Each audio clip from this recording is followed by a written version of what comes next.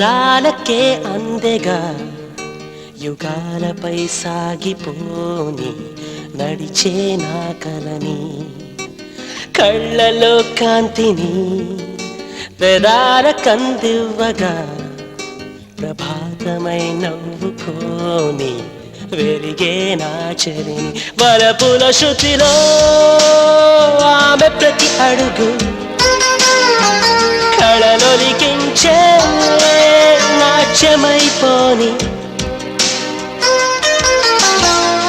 తన ప్రాణవాయువుగా ఏటినాయువే ప్రకటించని జగానికి నేనే తానని ఊయలే ఊపని ఈవేళ నీ ఊహని హుషారుగా అందుకోని దివిలో జాబిలిని రేపుని చూపని నిశాల నీ చూపుని ఉషస్సుగా చేరుకోని మెరిసే ఆశలని అణువణువున నీ శ్వాసలో తడిసి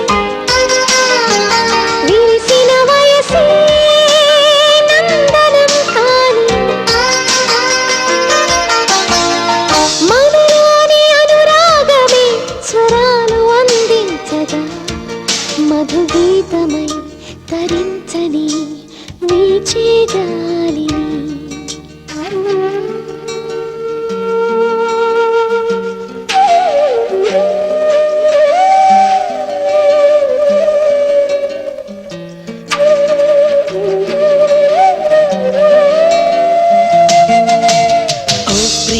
ఓ ప్రియా ఇదేగ ఎదలోలయ నువ్వేమి చేశావు మాయ ప్రణయాలయమయ వింత ఏముందయ్యా ఇదంత నీలీలయ వరించి పూమాల వేయ వలచారావయ విడవని జతగా జంట పడమంటూ